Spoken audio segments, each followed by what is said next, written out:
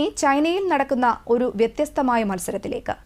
മനുഷ്യരെക്കാൾ വേഗത്തിൽ ഓടാൻ ഹ്യൂമനോയിഡ് റോബോട്ടുകൾക്ക് സാധിക്കുമോ?